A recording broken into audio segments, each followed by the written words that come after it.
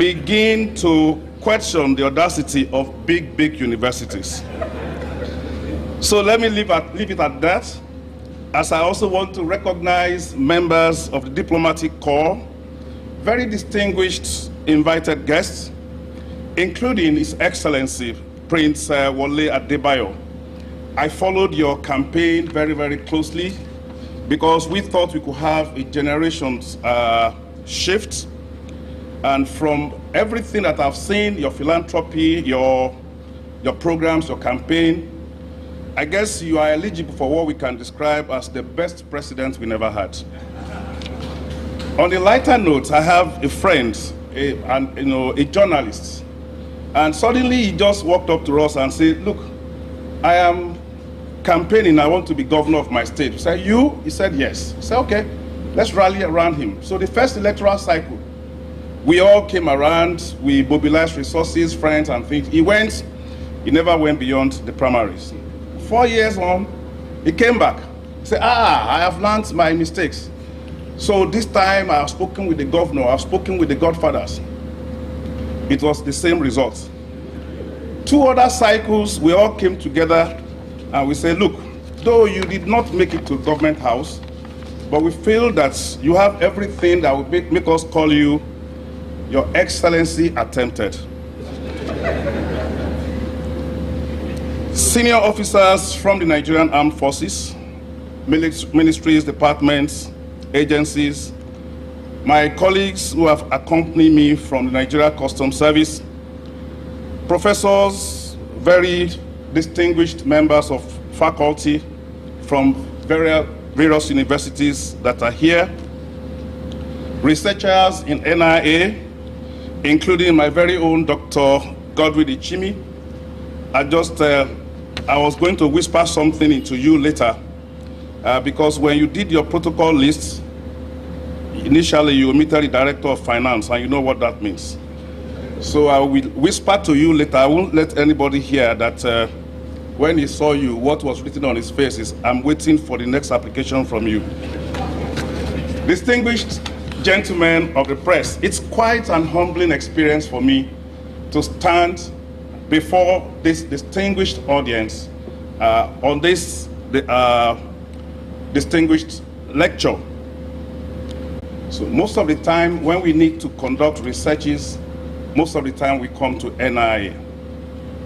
And I remember a particular time when I was the president of the International Relations Students Association. We were trying to get Professor Ibrahim Gambari, the then DG, to attend the program in Ife. And at the entrance there, the DG's office used to be there, like I said. I sat waiting for him. I came in around 9.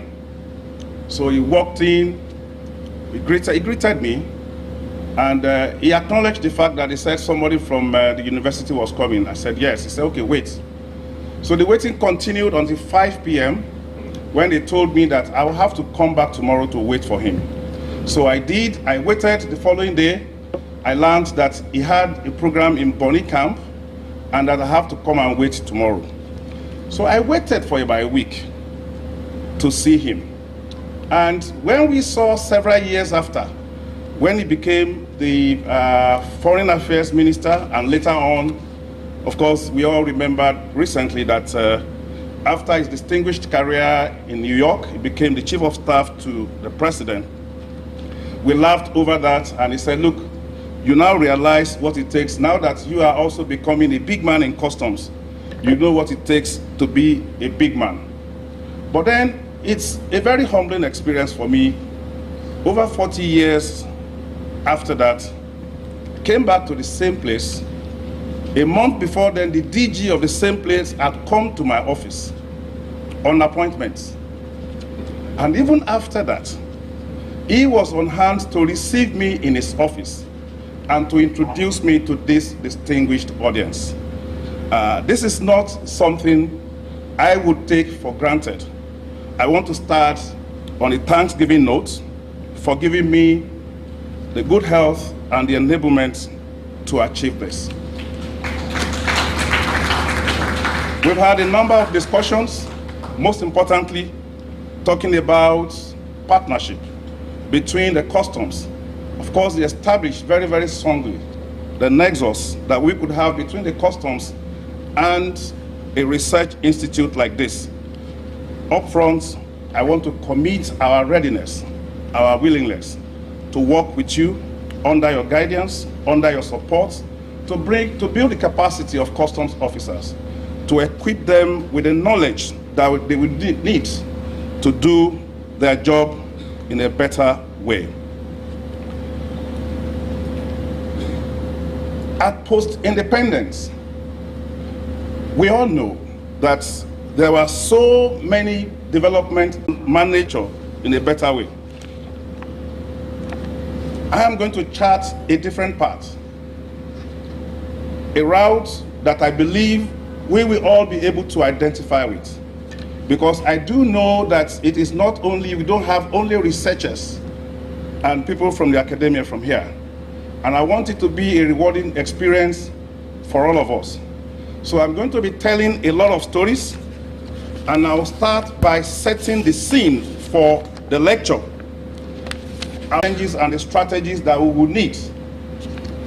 I will not leave this place without dropping some few key messages in terms of recommendations that we will use to implement the changes that we desire.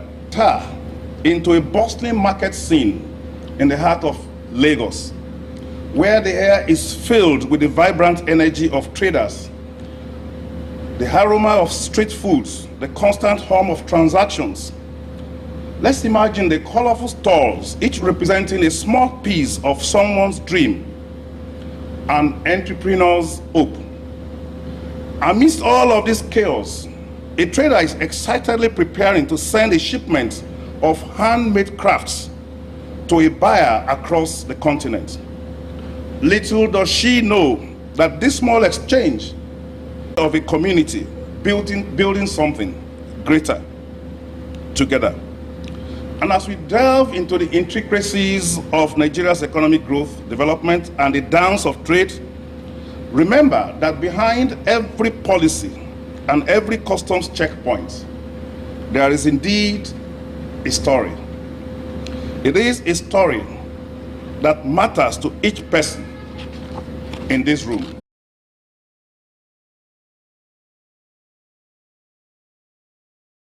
Storytelling, very, very impactful to draw your point.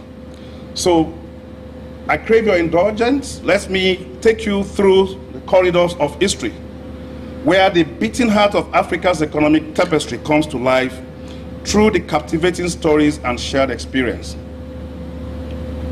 Imagine a gathering of wise elders under the vast African sky, passing down tales of ancient trade routes that crisscross the continent. Stories of merchants navigating the Sahara Desert, exchanging spices, fabrics, and wisdom, shaping the foundation of African economic collaboration. Now, these are some of the scenarios. The famous Sankore University became a center of learning, attracting scholars from across the continent. Timbuktu's economic prowess wasn't just about commerce. It was a testament to the richness of Africa and Kenya. This is where ancient city-states like Kilwa, Mombasa, and Zanzibar thrived. The Swahili people were master sailors connecting East Africa and the Arabian Peninsula and beyond. The coastal cities were bustling trade hubs where spices, gold, ivory, and cultural influences exchanged hands. The Swahili coast exemplifies a maritime network that played a crucial role in shaping not only economic but also cultural ties across the Indian Ocean. And of course, was a thriving center of trade and craftsmanship. Benin's skilled artisans created intricate bronze and ivory artwork that were highly sought after across the continent. The kingdom engaged in trade with neighboring regions, contributing to the economic and cultural vibrancy of West Africa. The story of Benin reflects the entrepreneurial spirits and the cultural richness embedded in Nigeria's economic history. at least if the University of Ibadan does not make DG happy, this part of my lecture should put some smile into his face. Now, let's fast forward to recent times and envision a post-independence Africa.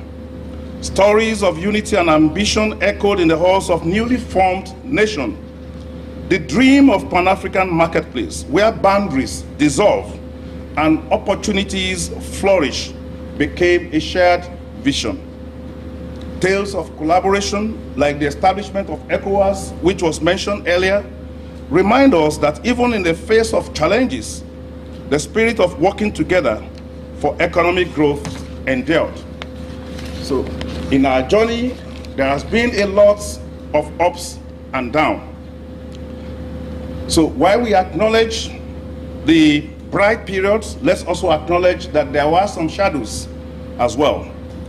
So, we have to picture the struggles faced by newly independent nations, grappling with economic complexities and finding their footing. The challenges of navigating post-colonial landscapes where the ghosts of exploitation lingered. They were very, very real. Consider the economic downtowns, the setbacks that tested the resilience of nations and the times when collaboration faced hurdles. These are the moments where our shared history taught us valuable lessons, that growth is a journey that is fraught with challenges. But it is in facing those challenges that we find our strength.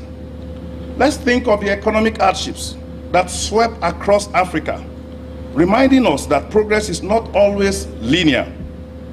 But within those downtowns, stories of innovations and community support emerged, proving that even in the face of adversity, Africa's economic spirit remained unbroken. So our journey through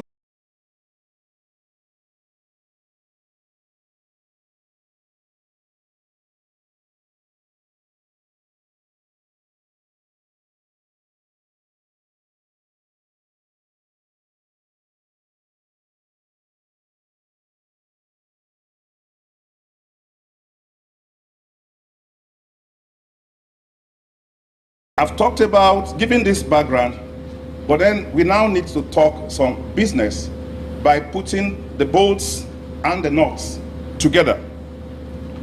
In delving into the world of business, without getting lost in the jargons that do accompany them, let's imagine the Nigerian's economy as a giant puzzle, and each piece of this puzzle represents a crucial element in the nation's growth.